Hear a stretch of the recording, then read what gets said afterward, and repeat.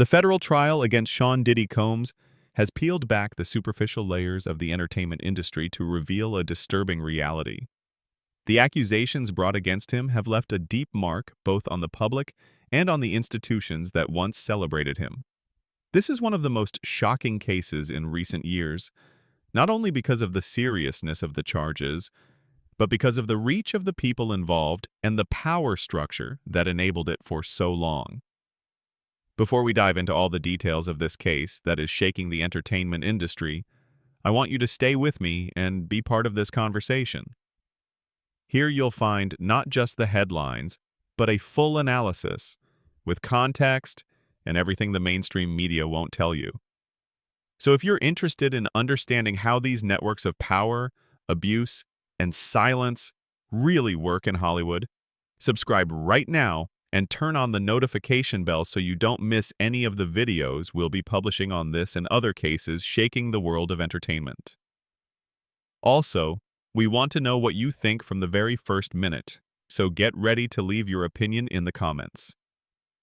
Here we don't just tell you what happened. We explain why it matters and what it could mean for the industry as a whole.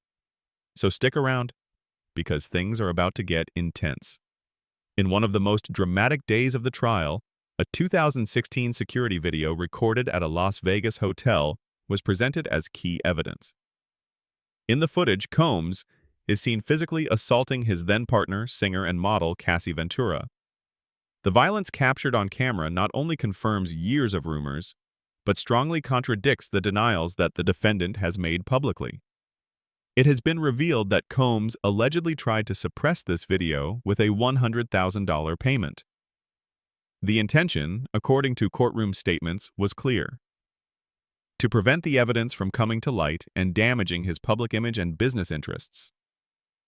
The video's presentation was accompanied by the testimony of a forensic video analyst who swore under oath that the footage had not been manipulated or edited and showed no signs of having been generated by artificial intelligence.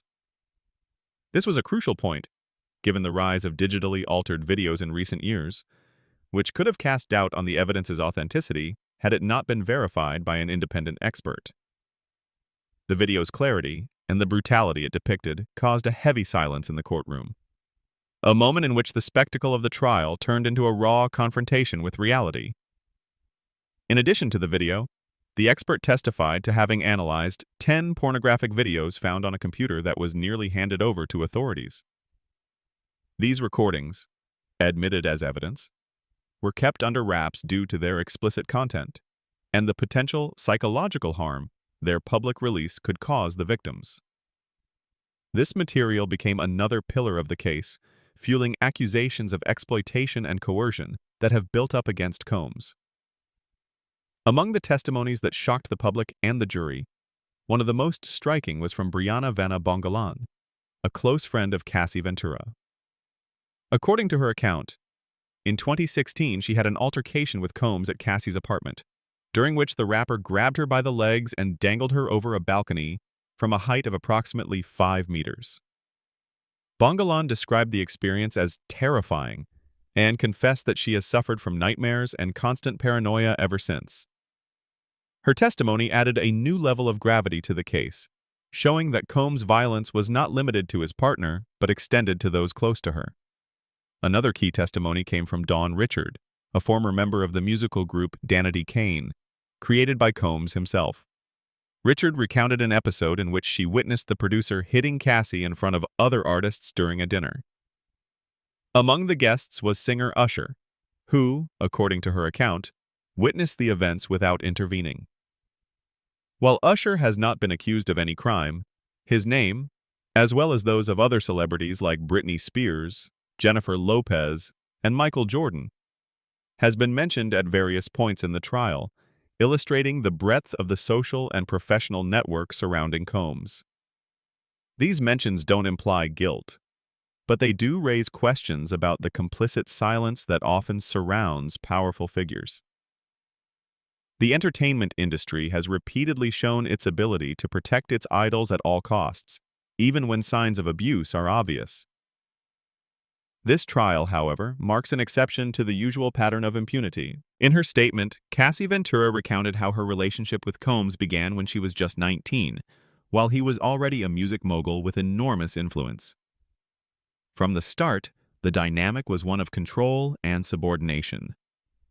According to her testimony, Combs not only controlled her professional life, but also her personal life, including decisions about her clothes, friendships, and daily movements.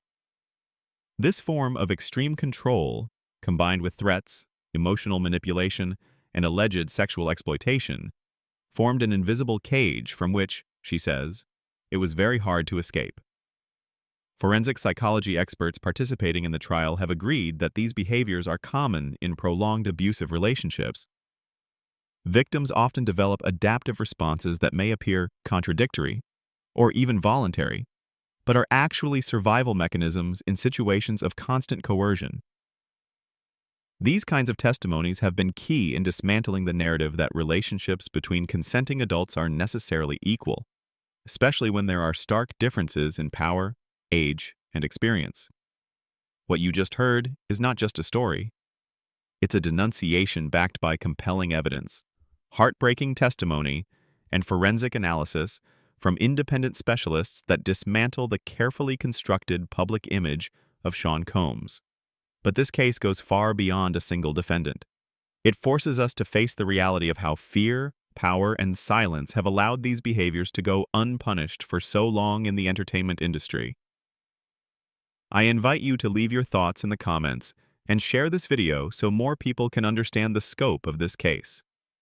On this channel, we love going beyond the surface. That's why we encourage you to subscribe and turn on the notification bell so you don't miss any part of our analysis. Now then, let's not get sidetracked. Let's continue. Despite the overwhelming weight of the evidence, Combs's defense has tried to argue that many of the accusations come from people with financial interests or personal motivations.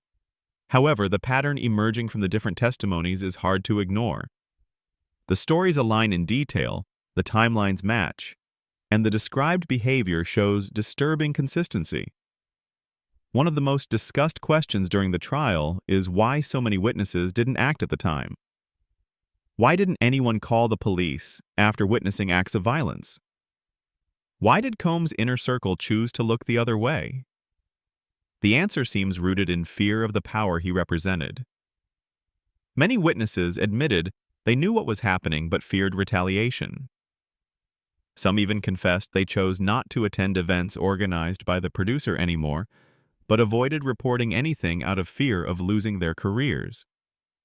If you found this analysis interesting, give it a like, subscribe, and turn on the notification bell to stay updated on every new development, testimony, and detail that emerges from this trial and other relevant cases.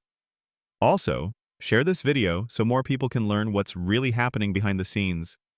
We'll continue bringing you all the information with the depth and focus you deserve. See you in the next video.